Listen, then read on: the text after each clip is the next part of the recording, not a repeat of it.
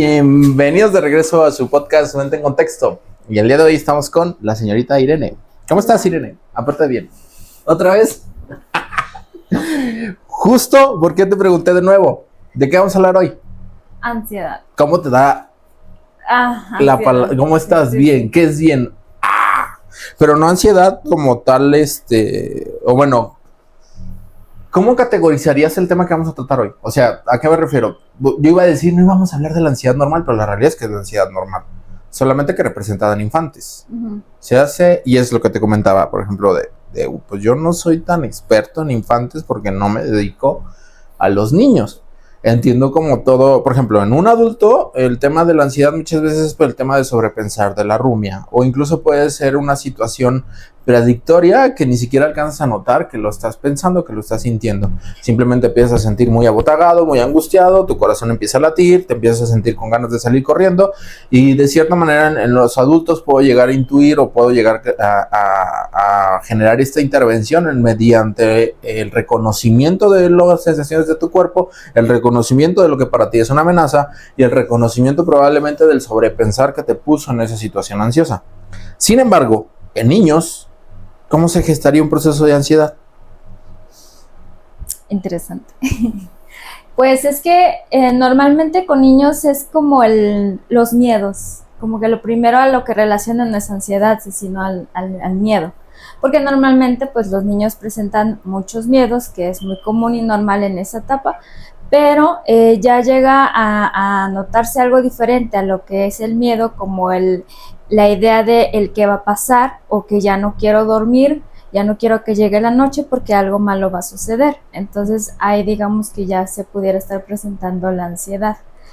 Porque a mí lo que me genera un poquito más de duda es esta parte de, se supone que los niños son más presentes. ¿A qué me refiero más presente?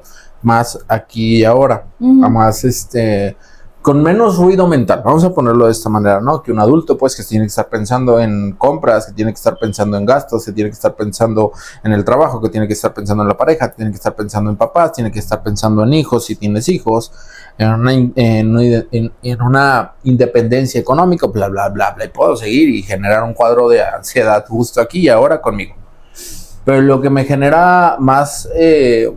no duda, sino preocupación es el hecho de que si un niño es mucho más presente, tiene menos ruido mental y que se produzca un estado de ansiedad, ¿qué tuvo que haber pasado para que llegara a ese punto? ¿Qué piensas?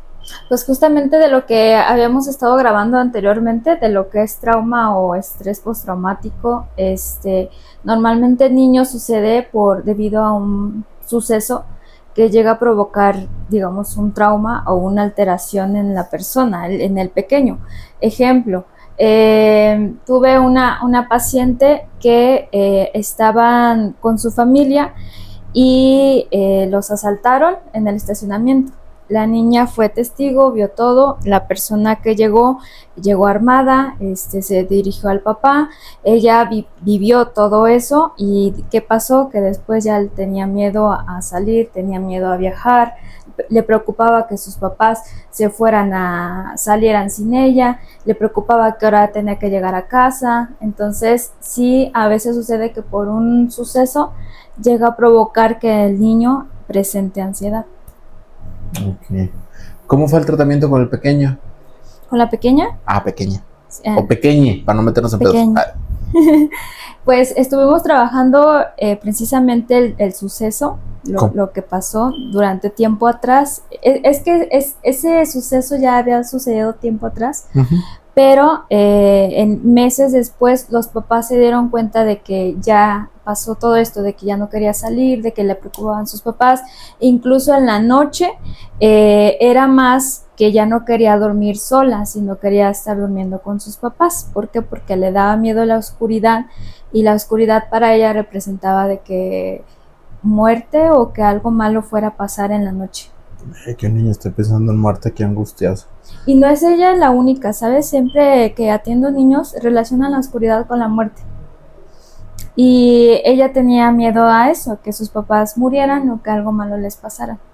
Entonces estuvimos trabajando con ciertas actividades conductuales, como el tema de Con los niños trabajo mucho con calendarios de actividades. Ok. Entonces, con ella estuve trabajando el tema de que es permitido que ella estuviera durmiendo con sus papás en las noches, pero de vez en cuando íbamos a estar intercalando que unos días estuviera, unas noches durmiera con sus papás y otras noches ella solita en su cuarto, acompañada de su hermana, porque tenía otra hermana pequeña, y también con ciertas actividades que la puedan hacerse sentir segura, con algún peluche, sin la habitación toda oscura, con algún ruido blanco, aromas.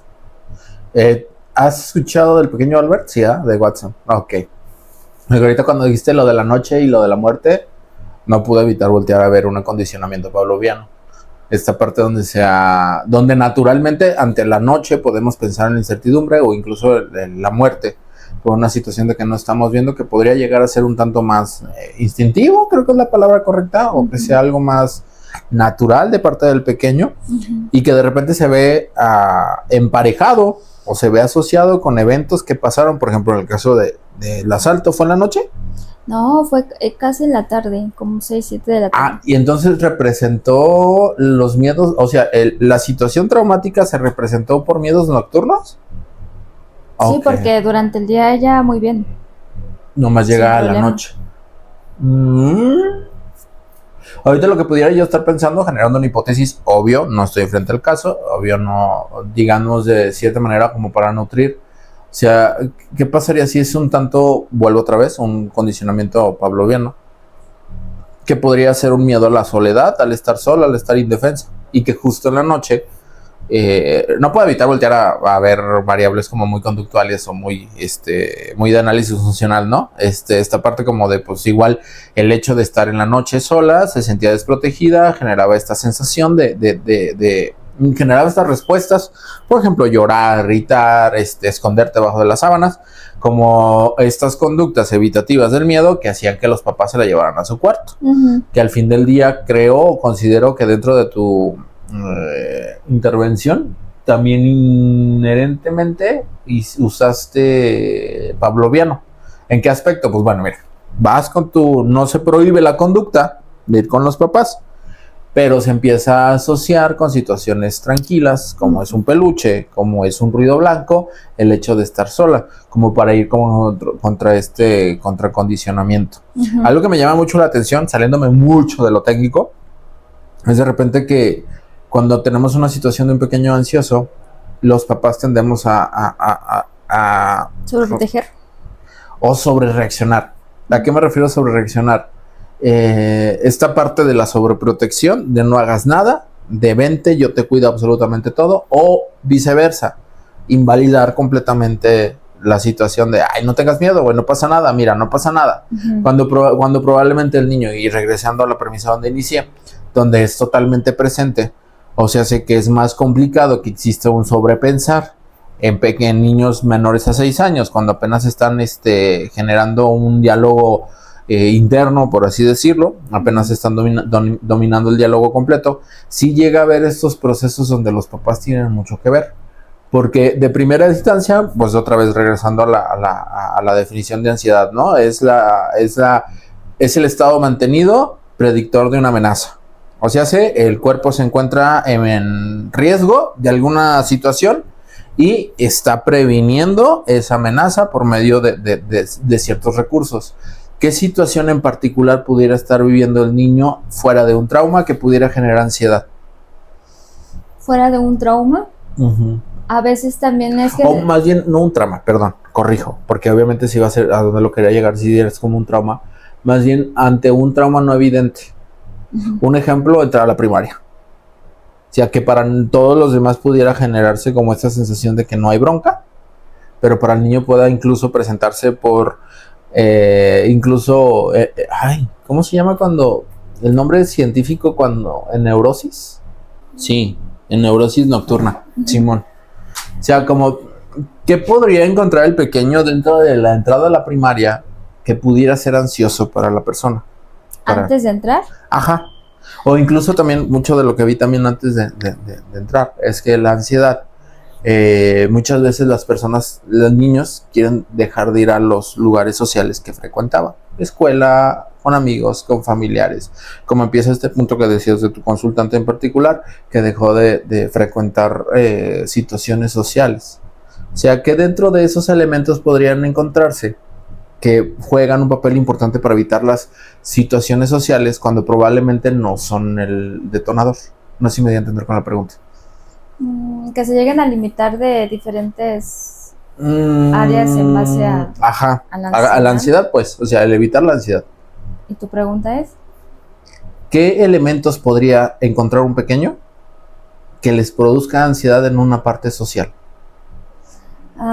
Normalmente puede ser como es que son muchos factores y depende también del tipo de la ansiedad que le pueda estar provocando al niño, porque en este caso, por ejemplo, en la escuela, depende si el pequeño es introvertido, pues le va a dar ansiedad el socializar, la interacción, que otros niños se le acerquen, la manera en cómo va a ser el ambiente escolar, su maestra, si es estricta, si es muy relajada. Sí, también a veces los papás influyen en la ansiedad del niño, porque a veces también los papás por la sobreprotección, cuídate, no te acerques tanto a los niños, te pueden pegar y inducen también ellos el miedo. Ok, entonces tratando de categorizar tu pregunta, digamos que hay alguna, de repente, bueno, lo voy a poner así ahorita, desarrollo. ¿Crees que podría haber un componente genético heredado y dos, un aprendizaje? Sí. ¿Qué me puedes decir el genético? Es que casi siempre por la parte de cómo son los papás, de cómo criaron a los hijos, sí he visto mucha sobreprotección y sí he visto que casi siempre en mamás son las que generan más esa sobreprotección, y también porque las mamás tienen ansiedad. Y porque las mamás es de cuidado, te protejo, yo te hago las cosas, no hago que tú seas independiente, te resuelvo, te hago la tarea incluso, si tienes que hablar con el maestro, con un compañero, yo lo hago. O sea, también hay la mamá lo hace porque también a lo mejor la mamá, muchas veces veo que me dicen, es que a mí nunca me dieron esto cuando yo era pequeña. Entonces hay la proyección. ¿Y en lo genético? A lo mejor también por Es que ahorita, ¿por qué traje lo genético? Como para darte un poquito más de contexto de dónde pensé lo genético. Hablaste de... ¡Ay, se me fue el nombre! Ando bien, ¿sabe qué modo? Introvertido. De introvertido, que podría tener una carga genética heredada por los padres, porque normalmente a veces vemos que, ok, niño introvertido, papá introvertido, o niño introvertido, mamá introvertida. Y entendiendo esta parte como una manera de clasificar ciertas conductas que son retraídas o de cierta manera aislantes en el tema social, y que de repente se les da un componente genético. Entender cómo esta parte como que sí pasa, pero hasta qué punto se puede llegar a dominar la personalidad o la manera en que va a afrontar las cosas el pequeño. O sea, como este componente genético lo podemos sobrepasar a decir, bueno, pues ya está, ya tiene una herramienta genética que es la introversión. Ya no podemos hacer nada. Va a vivir su niño así. ¿Es así o exacto? ¿Cómo sería ahí el asunto? Pues es que yo siempre les digo en niños y adolescentes que siempre llegan y es que quiero que hable más, y es que quiero que salga y que tenga más amigos. La parte de la introversión también hay que saberla identificar. No porque es introvertido el niño quiere decir de que ya se va a limitar con todo y ya siempre va a ser así. Yo soy introvertida y no por eso quiere decir de que ni siquiera estaría aquí grabando contigo. Entonces creo que también depende mucho de el papá, la manera en cómo define al niño si es introvertido. O sea, al momento de estar en reuniones con muchos niños en una fiesta o en algún convivio escolar, ok, a lo mejor y le va a dar miedo, le va a dar pena hablar, pero qué tal si también tiene otros amiguitos o su círculo social en donde con ellos sí se sienta bien. Entonces no es que lo estemos limitando o que ya el niño va a estar callado toda su vida, sino que va a buscar también sus áreas de oportunidad en donde se sienta cómodo. Si con estos 2 o 3 niñitos se siente bien y seguro, pues va a socializar, pero con los otros 20 no lo va a hacer, porque también está la parte de no quiero tanto porque me voy a intimidar y no voy a querer hablar. Cuando trabajas con los papás esta parte, ¿cuál crees que son sus principales preocupaciones? Que le hagan bullying, Ok. que lo hagan menos, que lo critiquen, que lo aíslen. ¿Cómo podemos intervenir nosotros como psicoterapeutas en el bullying, por ejemplo? Que podría ser un evento, digamos, el niño, primaria, bueno, ¿hasta qué punto consideras tú niñez? Yo lo considero hasta las 12. No, Por eso digo. 10, 9. Ok. Bueno, sí, pubertad. Tienes toda la razón. Entonces estamos hablando solamente de primaria. Tomando en cuenta como esta parte del bullying, ¿cómo trabajamos con un niño que es víctima de bullying? Primero identificar su personalidad y su autoestima, su seguridad, cómo está. Porque normalmente el niño que padece bullying es porque es muy inseguro, es también muy tímido, es temeroso, es ansioso también. Entonces hay que identificar primero eso, en dónde está el niño, y también los papás, también si los papás aportan, ayudan o al contrario perjudican también al niño. Y con el pequeño trabajaría en el tema de si es inseguro, si es temeroso, pues primero está resolviendo esas partes, enfrentar sus miedos y también darle herramientas de resaltar sus capacidades, sus habilidades, de que él puede hablar, él puede defenderse, no solo con golpes, sino también haciéndole ver que él puede defenderse y ser escuchado con otras cosas. ¿Qué sugerirás para defenderse? Si yo estoy pensando en alguna idea, vuelvo otra vez. La experta en niños acá, o el día de hoy no soy yo. Y a mí me gusta mucho una herramienta que se llama Aikido verbal. ¿Has escuchado del arte marcial Aikido? Utiliza la fuerza del enemigo contra el propio enemigo. O sea, y no ataca, neutraliza. O sea, si el otro enemigo es más grande que tú, es más fuerte que tú, es obvio que intentar luchar con esas características de frente vas a terminar perdiendo. ¿Por qué? Porque es más grande y es más fuerte que tú. Y el Aikido lo que intenta hacer es como tomar esa energía de la agresión de la otra persona, no contrarrestarla, sino tomarla, transformarla en tu propia energía y neutralizar al adversario con su propia energía. Un ejemplo bien claro es: me lanzan un golpe, en vez de parar directo o en vez de bloquear, tomo el golpe y con el mismo impulso del golpe desequilibrio al oponente, y al desequilibrarlo lo tiro y puedo yo someterlo, neutralizarlo abajo sin buscar atacar. Una de las cosas que a mí me ayudó mucho en la primaria, porque claro que bullying, los 90, claro que sí, fue esta parte de neutralizar al oponente. Yo, cuando conozco esta herramienta de Aikido, me doy cuenta que ya venía años aplicándola con el bullying. Sin saber. Exactamente, porque muchas veces tomaba el insulto de la otra persona y en vez de querer contrarrestar ese insulto mostrando un insulto, tomaba ese mismo insulto, le cambiaba ciertas características y se lo atribuía a la otra persona. Por ejemplo, llegaban y me decían: no, eres un tonto. Qué lástima que te veas así a ti mismo. Qué lástima que tú te veas tonto. Y como es algo que no esperan, se quedaban así como de...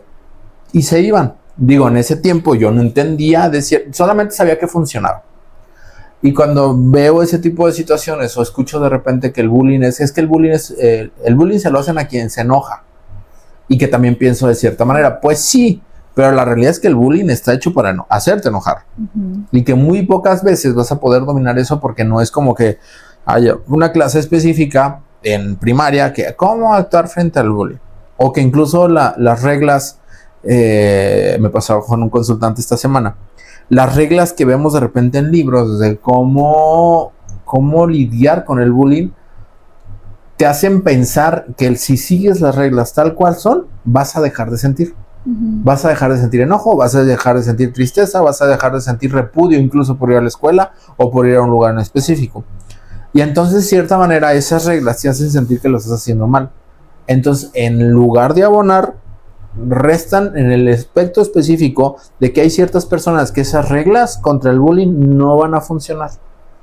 ¿Qué otras herramientas podrías tú proporcionar a alguien que está sufriendo bullying en la parte de defensa? Pues es que también, ahorita que mencionas eso, a veces los niños no se dan cuenta también cuando está siendo parte del bullying. Ay, Y creo que también ahí sería el primero hacerle ver. Yo con niños siempre les digo, vamos a definir qué es una persona buena y qué es una persona mala. Y ahí también ellos se dan cuenta, una persona mala golpea, una persona mala dice groserías, una persona mala empuja, te hace sentir mal, te dice que eres feo, te dice que no eres inteligente. Entonces ahí también sería el primer foco de atención para que el niño se dé cuenta y aprenda a seleccionar. ajá. Y aprenda a seleccionar también a que sí está bien y que no está bien. Cuando ya está en la escuela, ya también sería que él se identifique a ver qué niño me está tratando bien y qué niño me está tratando mal. Okay. El Sí, niño que le está tratando mal, entonces a ella le trabajo con él límites y qué es lo que a ti te hace sentir bien. Si a ti no te hace sentir bien que te pego, que te diga una grosería, entonces ¿qué tienes que hacer? Y ahí hacemos que el niño también piense en buscar soluciones. Lo primero que me dicen, pues decirle a la maestra. Ah, pues bueno, tu manera de defenderte es decirle a la maestra. Otra cosa que puedes hacer es algo que también practico con ellos, es te voy a decir todo lo que ese niño te dice y tú me vas a contestar de una manera más... una manera que no con groserías, sino más bien una manera diferente de cómo podrías contestar. Para que también ellos aprendan a decir, no es cierto. Una niña me decía, es que a mí me dicen fea. Entonces yo le dije, bueno, ¿y tú eres fea? ¿Te sientes fea? ¿Estás fea? No estoy fea. ¿Por qué? Ah, pues porque tengo bonitos ojos, porque mi cabello está muy bonito. Entonces también ahí resaltamos el autoestima y su seguridad. Porque ahorita que me pongo a pensar, bueno, no atiendo niños, pero sí atiendo adolescentes. Para mí la línea es de 12 años para arriba. Y estaba pensando en un chico que tengo en consulta todavía, que tratamos así esta parte del bullying. Como, ok, ya le dijiste a tus maestros, ya le dijiste a tu director, nadie está haciendo nada. ¿Qué sigue? O sea, esta parte de, literalmente, ¿qué sigue? Porque incluso la mamá en su discurso era, es que ya no sé qué hacer. O sea, me molestan a mi hijo, ninguna de las autoridades dentro de la escuela hacen nada, ya está a punto de acabar el ciclo, no la puedo sacar ahorita. Probablemente el siguiente año, pero ¿qué hago mientras pasa? Le dije, pues mire, la verdad es que la solución va a estar más complicada porque le vamos a pedir al consultante que se defienda. Sí.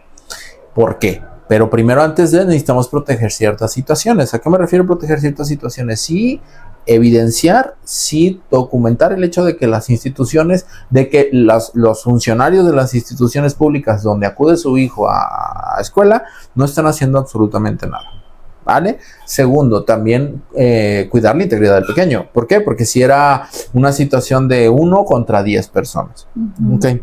Y estuve trabajando mucho con el niño, es un poquito más del aikido, pero un poquito más agresivo, podría decirse, en el aspecto de, ok, ¿cuál es la persona que más te genera, que más está encima de ti? No, pues tal persona. Ok, ¿cómo te dice? Y justo lo que tú decías, el ensayo conductual. O sea, lo que yo le comentaba a él es de que vamos a hacer que pierda función su carrilla. ¿Cómo que pierda función? Sí. Vamos a neutralizar cada cosa que te diga. Lo vas a tomar, lo vas a analizar y vas a decir, ok, si tú piensas que soy así, está bien, no pasa nada. Es tu percepción. Como en esta parte de otra vez, tomar el aikido, pero de inicio, no regresarlo, sino empezar a detectar en realidad qué es lo que sentía en él. En su momento llegamos a tener la conclusión de que en realidad sentía mucho enojo. Ese enojo, irónicamente, lo tenía asociado con situaciones que lo ponían en una situación de vulnerabilidad. ¿Qué quiere decir eso? En su casa, en su contexto, en su lugar de vivienda, estar enojado era señal de ser mala persona. Estar enojado era señal de ser una persona agresiva. Estar enojado era señal de ser un mal hombre. Entonces la asociación que tenía con el enojo, que al mismo tiempo sentía, era esta parte de peligro y claro que detonaba una crisis de ansiedad.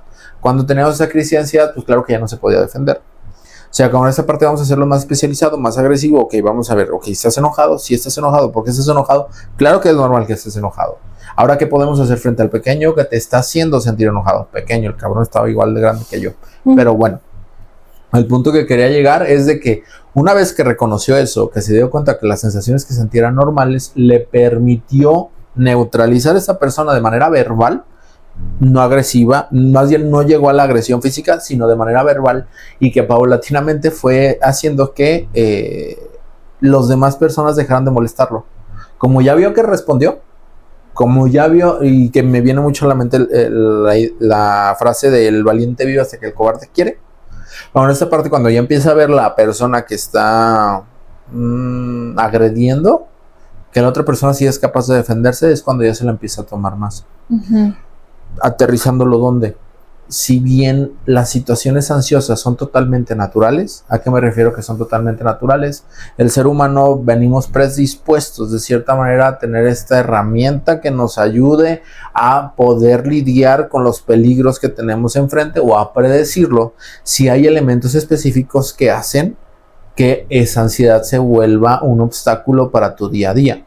Por ejemplo, si un niño que vive bullying, antes de llegar a la escuela, claro que va a tener procesos de ansiedad. Probablemente en las noches tenga procesos de ansiedad, que no pueda dormir bien, o que incluso llegue a tener llantos o terrores nocturnos. Normalmente, como padres, o algo que me he encontrado mucho con padres de familia, es que de repente dicen: es que no sé qué pasa. Simplemente sé qué pasa. No, es que sí tiene que pasar algo. O incluso a veces hasta con profesionales de la salud. No, es que no pasa eso. Es que tenemos que encontrar un estímulo que está generando estas situaciones. Muchas veces ese detonante es muy sutil.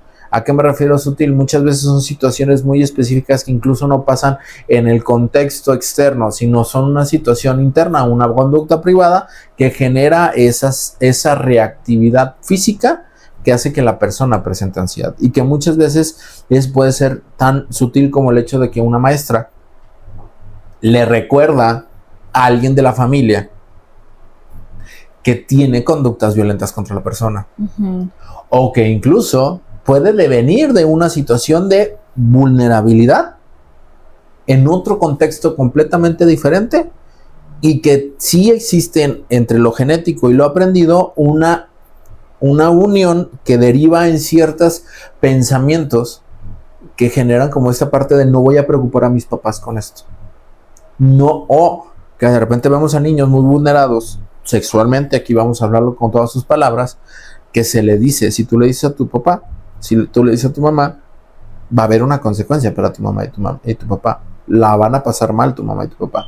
Entonces el niño, con esta intención de cuidar ese círculo familiar, de no ser responsable, todavía una sensación más desagradable que la que estoy viviendo, prefiere guardarlo. Y bueno, no creo que la palabra prefiere haya sido la correcta, sino que ve más viable en la parte de supervivencia el no decirlo para evitar un problema mayor. Y que justo va presentando síntomas en ansiedad para niños como si fuera solo para ellos, ¿no?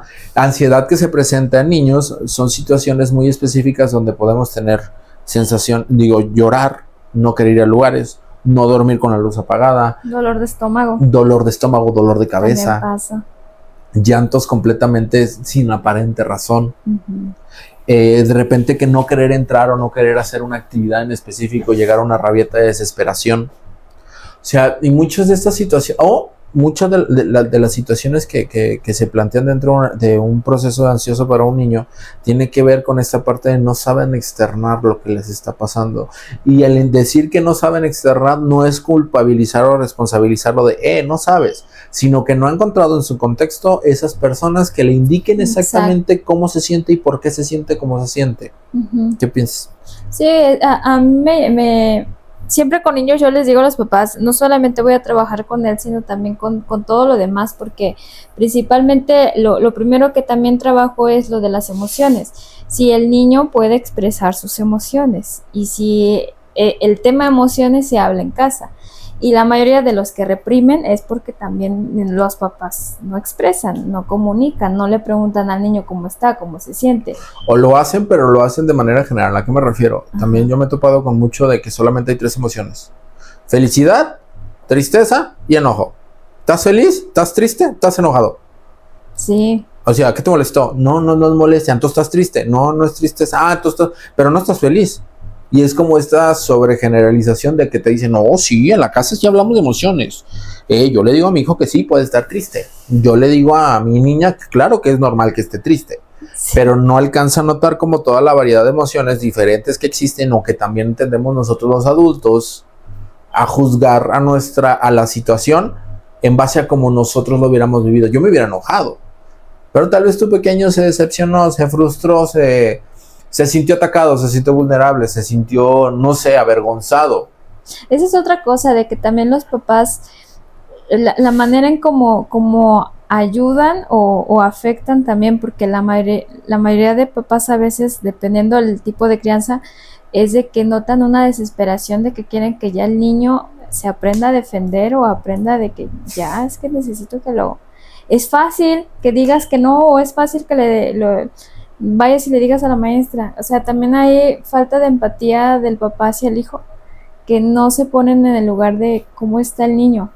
Y siempre los papás dicen, en mis tiempos no había tal cosa, o yo reaccionaba de tal manera, pero algo que pasa es de que no se dan cuenta que su hijo es muy diferente y que también la generación de ahora también es diferente y el sistema educativo también es diferente. Entonces, a veces los papás se molestan, y también con uno, de que es que no veo avance, es que ¿por qué? Gritándote, ¿no? Hay una anécdota que siempre cuando hablo de niños la cito porque fue en la universidad y fue una situación bien vulnerante, creo que para todos.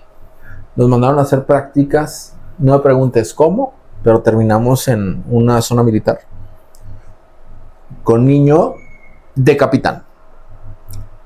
Ajá, de entrada dices, verga, ¿dónde estamos? Ajá. Y estamos platicando con los papás, obviamente llega el capitán y empieza a gritar. Obviamente conocemos el tono de un capitán. Explícales, diles por qué te sientes como te sientes. Diles por qué te sientes así, diles todas las pendejadas que andas diciendo aquí, diles. Y yo nomás así. Y pensando yo, bueno, salimos de esa situación, porque no fue la única situación, también la esposa estaba medicada. ¿A qué me refiero que estaba medicada? Estaba muy medicada. Y nos quería utilizar a nosotros de excusa para dejar de medicarse.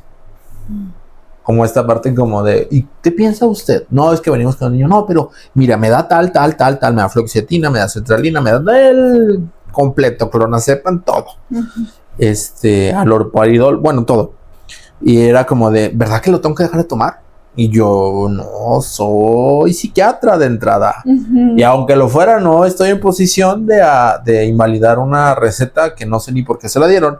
Yo vengo a tratar al niño. El caso es que era una situación totalmente caótica y la solicitud de los papás es de que el niño era muy callado. Y era como de, ¿están viendo el ecosistema? No, porque fue una de las cosas que cuando salimos, obviamente nuestra inexpertise, lo que íbamos a hacer era aplicar pruebas para después checarlas en clase, pero sí salimos y nos volteamos a ver porque éramos dos y fue como de, güey, ¿qué pedo, güey? O sea, neta, qué pesado ambiente. O sea, nosotros estuvimos ahí 1 hora y nos sentimos de la verga, nos sentimos con miedo, nos sentimos frustrados, nos sentimos impotentes porque pobre chamaco. Ahora fíjate cómo se siente el chamaco. El chamaco tenía unos, ¿qué? ¿10 años? Primaria, ajá. Y que de repente no alcanzamos a notar que esos procesos que nosotros mismos vemos en nuestros pequeños son causados por nosotros mismos. Exacto. Y esa es la maldita razón por la cual yo no trabajo con niños. Porque para mí es muy frustrante el hecho de ver un pequeño, el saber específicamente que el problema no es el pequeño, que es de donde empezamos, porque los niños son muy presentes. Entonces el tema de la ansiedad no es una situación tanto de aprendizaje, de decir, ok, tengo una situación de rumia, de sobrepensar y de culpa, y que en mi cabeza se va gestando y que en la realidad tiende a ser menos doloroso que en lo que pasa en mi cabeza. Ok, dominemos la situación de tu cabeza o empecemos a solucionar en adultos. El tema con los pequeños es, si eres tan presente y estás sintiendo o presentando procesos de ansiedad, es porque efectivamente te encuentras en riesgo y efectivamente alguien está ejerciendo violencia sobre ti. Y efectivamente, corrígeme si me equivoco, por lo menos mi experiencia es papá o mamá. Y cómo de cierta manera te puedes parar a explicar que el motivo por el cual traes a tu pequeño a consulta tiene que ver más contigo que con el pequeño. Y que muchas veces, y también entiendo que cuando intenté trabajar con niños, pues era más inexperto, era más joven. Obviamente no tenía la misma habilidad verbal que tengo ahorita. Entonces, claro que se sentían probablemente aludidos, se sentían probablemente atacados y pues dejaban totalmente de ir. O llegaban y se quejaban con el administrador de donde estaba prestando ese servicio.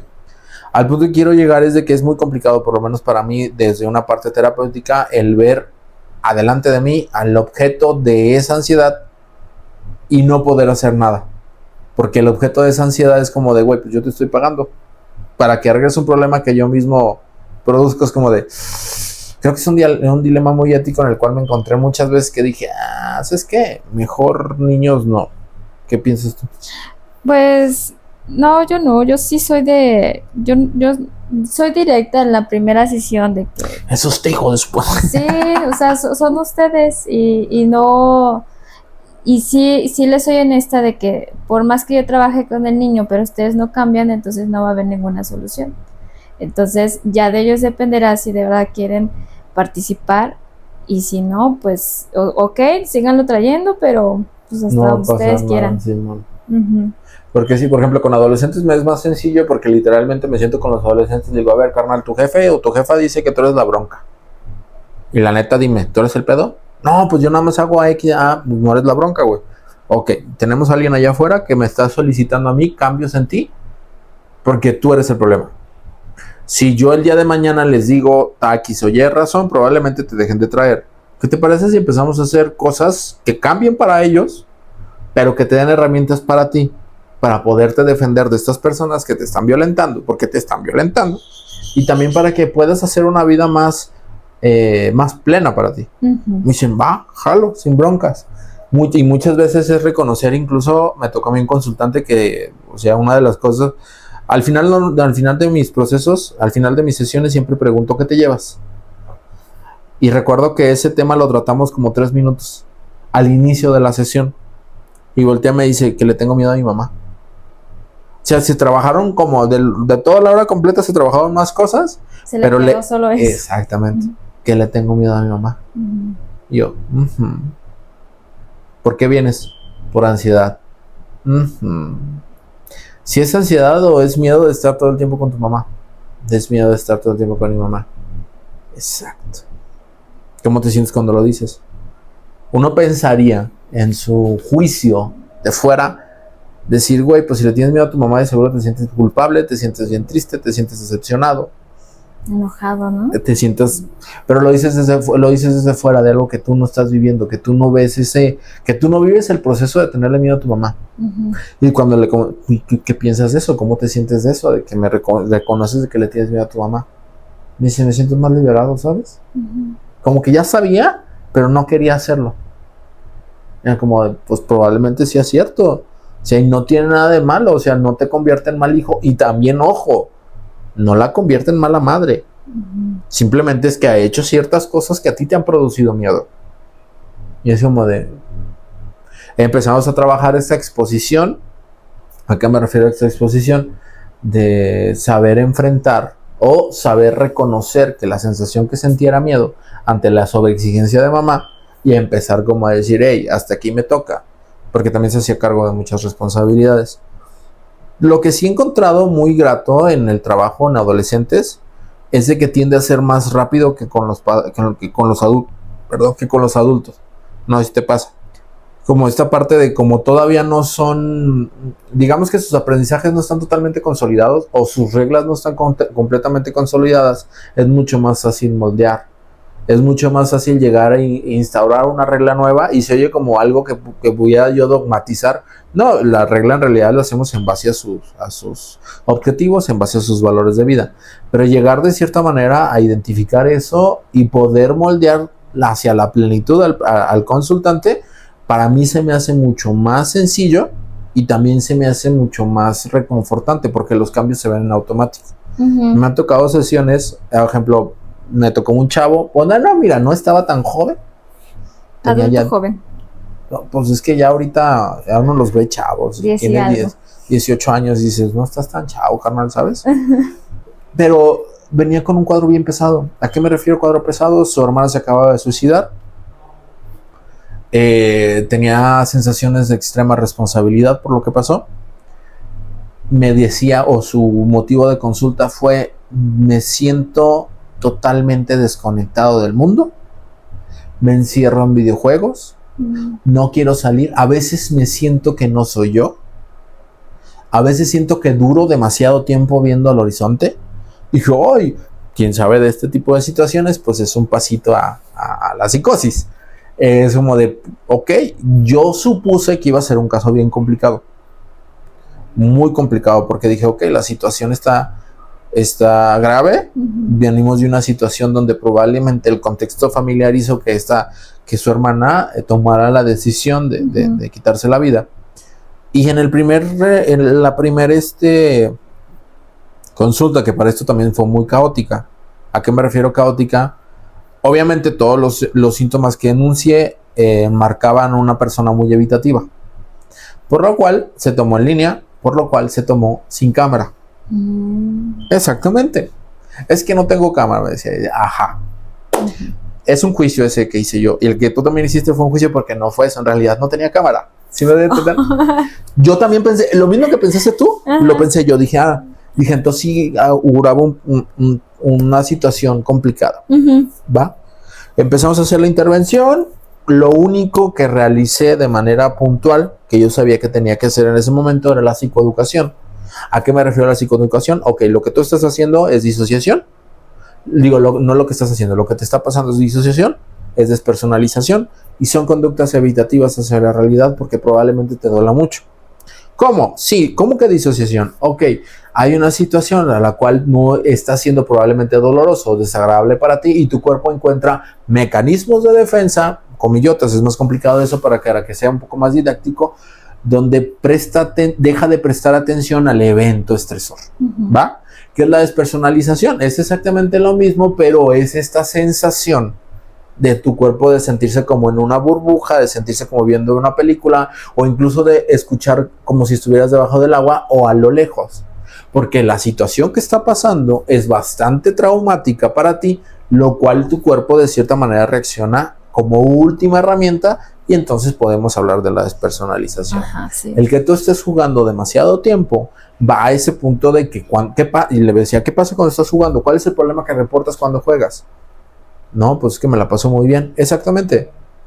Te la pasas bien. Lo único que estás haciendo es evitar la sensación desagradable que tienes en tu día a día. Y me recuerdo muy bien que fue una frase que le resonó mucho, porque le dije, lo que estás haciendo es normal. ¿Cómo que normal? A ver, entendamos la normatividad. ¿Qué es la normatividad? Pues es algo que hacen todos. Exactamente. Vamos a poner, y era en línea, le dije, mira, checa la pantalla. Esta es una campana de Gauss. ¿Se ubica la campana de Gauss, no? Esta campana de Gauss dice que la mayor cantidad de personas se encuentra en medio y por eso está la campana, y eso es una situación normal, ¿va? Sin embargo, estas estadísticas las podemos monitorear de manera diferente y configurar de manera diferente. Quien sabe mejor de esto son los políticos. Los políticos les encanta manipular la información.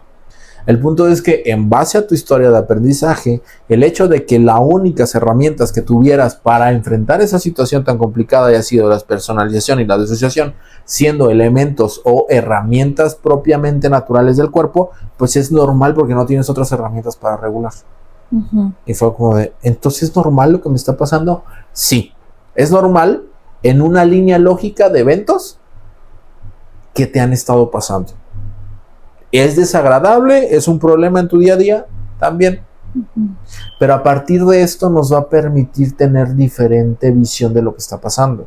Y ya empezamos un poquito a descubrir, ok, lo que estaba intentando evitar a toda costa era la sensación de culpabilidad que desprendía de un sobrepensar, que lo llevaba siempre a la sensación de culpa.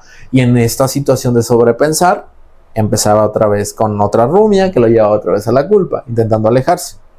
Cuando le hice esa observación, cerramos sesión y todo, y la siguiente semana dije, pues va a venir duro el caso. Ya había podido dormir.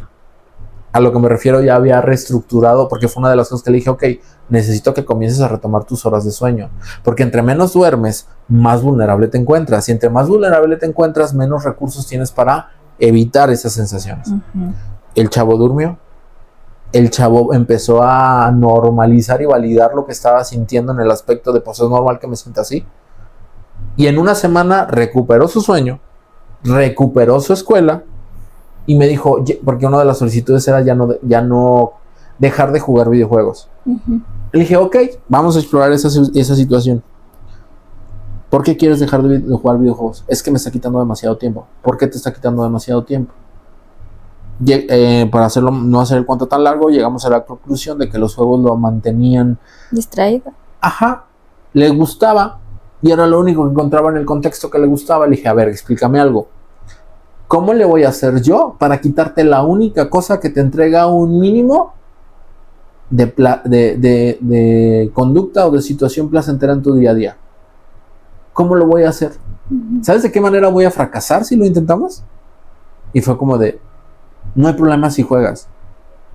Si es la única manera en que encuentras ahorita para sentirte bien, hazlo. No pasa nada. Porque pareciera que te estás culpando más por jugar y sentirte bien. Y la siguiente sesión fue como de, ya no juego en exceso. En una sesión que, ojo, no era como, no, también no quiero parecer ese como de, no, soy la chingonera. No, la verdad es que pasó inadvertidamente para mí. O sea, dentro de esta psicoeducación se logró la aceptación de la culpabilidad que sentía por lo que había pasado por su hermana. Dentro de esta aceptación aceptó que se estaba autoexigiendo con algo que no podía hacer nada. Y entonces comenzaron a cambiar las cosas. Ya la segunda sesión que revisamos, pues nada más revisamos esta parte de la sobreexigencia, de que tenía muchas dudas de por qué lo había hecho su hermana. Le dije, ok, no te puedo yo asegurar por qué lo hizo tu hermana, pero mira, existen estudios que dicen por qué llegamos a esa decisión. Otra vez psicoeducación. Te estoy hablando que un evento tan complicado como ese resultó en 3 o 4 sesiones, como alta. Una alta que, pues ya me siento bien. Dale. Y vuelvo de donde iniciamos. Cuando tenemos una persona de una corta edad y que tiene procesos ansiosos muy graves, es porque efectivamente en su contexto se le está vulnerando. Es porque efectivamente probablemente sus progenitores están haciendo cosas que le resultan muy agresivas para el pequeño. Y que muchas veces intentar ir con un terapeuta y decir, Irene, no sé qué tiene, arréglamelo, es la enunciación de ese problema. Porque nuestros niños aprenden de nosotros. Y esas emociones que tú estás viendo de ellos son las que nosotros sentimos. Y donde probablemente tú estás replicando el mismo modelo de educación que viste en tu familia y que ahorita se está viendo problematizado, porque también el hecho de que no existan los golpes en las escuelas pues hace visible otros problemas. Porque si yo tengo miedo de ser vulnerado y cuando digo que me van a vulnerar me pegan, pues me quedo callado. El problema no deja de existir, simplemente que el problema sigue callado. Sí. Y ahora que hay otras maneras, ahora que hay mayor capacitación en las educadoras, ahora que hay mayor visibilización a nivel social de que esa ansiedad en niños es como más sencillo, fácil, no sé si es la palabra correcta, pero sí es mucho más normal encontrar este tipo de patrones y decir, ay, pues el problema es usted, señor. Sí, no, yo no estoy tan de acuerdo en eso que mencionas de que en las escuelas, las educadoras ya tienen un poquito más de capacitación. Ah, que en temporada sí. Porque, no, yo que trabajo con niños y que a veces también me comentan de cómo es el sistema en la escuela, también maestros no saben qué hacer. Incluso la escuela manda al niño al psicólogo. Ah, sí. Porque TDAH. no saben qué tiene. Y ahí también esto de que mi trabajo sea complementario, no solo con papá, sino también en la escuela, porque a veces el niño, por el tema de ir a la escuela, le da ansiedad en la escuela. Y por el tema de que no validan sus emociones, sino también al contrario, los niños también llegan a juzgarlo, maestros también llegan a juzgar, y tampoco ayudamos a que el niño esté mejor. Y entonces también ahí yo creo que se requiere de que maestros al menos sepan un poquito de lo que son esos temas, porque pues hoy en día ya es más visto ansiedad infantil también, TDA, autismo, depresión, o sea, diferente, cutting, bullying. TEA. Ujú. Al punto que quería llegar con un poquito más de capacitación, claro, pero por supuesto que estamos totalmente deficientes. Pero mira, por ejemplo, en el DIF, donde tengo mi pequeña, existe un programa que se llama Blindy. Habla de las emociones. Y si les exigen a las maestras, capacitarse y certificarse en ese tipo de Bien. situaciones. Hay otras escuelas, por ejemplo, en estas últimas semanas hemos estado... hoy casi no he tirado mierda, ¿va?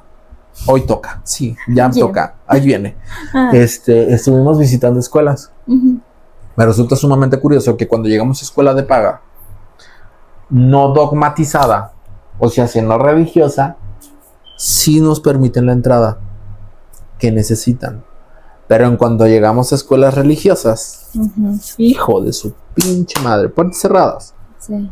¿Por qué? Porque aunque no pareciera, la violencia es sostenida por la religión. Mi culpa, mi grande culpa. Entender esto nos va a ayudar también a ver, de cierta manera, que el pedirle a nuestros hijos que sean buenos hijos puede ser también violento. Ujú. Porque entonces eso que estás haciendo tú no es de buen hijo. ¿Qué? ¿Qué de todo lo que he estado haciendo? Ujú.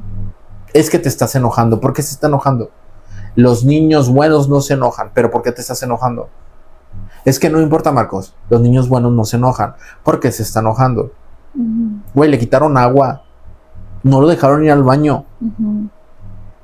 Es algo básico, algo natural. Es principio básico. Ujú. Tomar agua e ir al baño. Y lo hace sentir mal, lo hace sentir culpable, lo hace sentir responsable de haberse enojado en un momento donde no tendría que haberse enojado Ujú. por la idea de ser un buen hijo, la idea de ser un buen cristiano. Pues ya terminé de tirar mierda, te toca. Cierra. Ay, sí. No, pues yo no voy a tirar miedo. Debería, se siente bien padre. Es que yo en lo personal, o sea, mi escuela primaria y secundaria, no, preparatoria ya no, pero fueron escuelas de religiosas. Aquí hay muchos, ¿verdad? Sí, estoy Está asqueado de esos lugares. Invadido Asqueado. Guadalajara con escuelas Y religiosas. a lo que me refería con el tema de la capacitación a eso, o sea, yo me acuerdo de mi primaria y, o sea, tienes que acercarte al Señor para sentirte bien. Ajá. Y era como de, bro, no mames, no. O por ejemplo, la capacitación de la maestra de inglés era solamente porque vivió 6 meses en el extranjero y era madre de la congregación. Y ese tipo de situaciones hace mucho daño. Hace mucho daño. Hace mucho. También una situación normal como es el que te agrada el sexo opuesto en una primaria, te hacen sentir como que lo estás haciendo mal, porque eso va en contra de Dios, como un Castigo. niño. Exactamente. Ujú. O sea, y que muchas veces no alcanzamos a ver que pueden ser detonadores de procesos de ansiedad horribles. Ujú. O sea, al ver y que también entender que muchas veces el discurso de mamá y papá es la madre, ¿cómo les dicen? La madre superiora que tiene una integridad. Cuando probablemente esa madre superiora que tiene una integridad intachable en la religión es la primera que ejerce violencia dentro de la institución académica. Entonces, claro que se van a gestar sensaciones de ansiedad. Sí. Claro que se van a gestar situaciones donde el pequeño no va a querer ir a la escuela y juzgamos de inmediatamente cómo no vas a querer ir a la escuela. ¿Y qué hacemos los padres? Es la única tarea que tienes.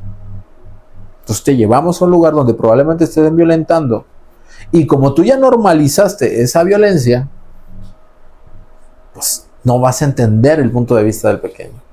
Yo quisiera recomendarle a los papás que efectivamente lo que estuvimos platicando, en lugar de juzgar, criticar o hacer opiniones sin ver todo alrededor, pues que hagan eso, ¿no? El observar sus hijos, el observar y el conocerlos y también el conocerse a ellos mismos como papás, que digamos podrían estar equivocándose un poquito y resaltando mucho el tema de las emociones. No quiero que lo tomen personal. Tira mierda. Sí, pero la mayoría ustedes. es que papás no saben ni siquiera qué onda con ellos mismos, entonces. Y entender también que no nos estamos viendo desde un punto de vista de moralidad superior, ¿eh? Uh-huh. O sea, yo soy papá y he cometido 1000 errores. Porque también, por ejemplo, hay un curso que hicimos Lili y yo donde hay una parte que me gustó mucho donde te enseñan a platicar con tu hijo. Uh-huh. Y es como de, Eso. como un psicólogo no va a saber platicar con su hijo. Pues sí, sí pasa, güey, porque somos humanos y tenemos una historia de aprendizaje donde se nos complicaron ciertas cosas. Y es muy bonito porque las herramientas que más me quedé fue como esa parte de jugar con tu pequeño cuando lo recoges de la escuela y preguntarle, ¿qué es lo que hacemos cuando recogemos a nuestros hijos de la escuela? ¿Cómo estás? Bien. ¿Cómo te fue? ¿Cómo te fue? Bien. Bien, ¿cómo? Y es como de... Y que entramos en esta extensión, ok, vamos a hacerlo mucho más sencillo. ¿A qué me refiero mucho más sencillo? Quiero que me digas 2 cosas que hayan pasado y 2 cosas que no hayan pasado. Voy a intentar adivinar. No sé, mi maestra se fue al espacio. Jugué con mi amiga. Ok, creo que la falsa es... Tu maestra se fue al espacio. Sí, entonces jugaste con tu amiga. Sí, de jugar con tu amiga, ¿qué fue lo que más te agradó? ¿Qué fue lo que menos te agradó? Y así vas construyendo un diálogo con tu pequeño. ¿Por qué? Porque muchas veces esas crisis de ansiedad son frente a situaciones que parecen para nosotros los adultos como no riesgosas, pero nuestros pequeños sí. Tenemos que identificarlos y para identificarlos tenemos que tener bien claro qué es lo que está pasando con nuestros pequeños.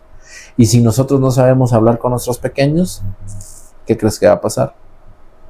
Los procesos de ansiedad van a seguir. Con eso me gustaría cerrar, no sé tú. Sí, y darse la oportunidad de tener ese tipo de diálogos padres a hijos, porque los niños están en esa etapa en donde quieren hablar y hablar y hablar y preguntar, y a veces también son limitados los papás de que es que no se calla, es que estoy ocupado, tengo trabajo. Creo que también buscar esos espacios de comunicarse, como haciendo este tipo de ejercicios, va a ayudar también muchísimo para conocerse entre ellos mismos. Va. Pues creo que con eso cerramos, ¿no? Y Sí. pues nos vemos en la siguiente emisión.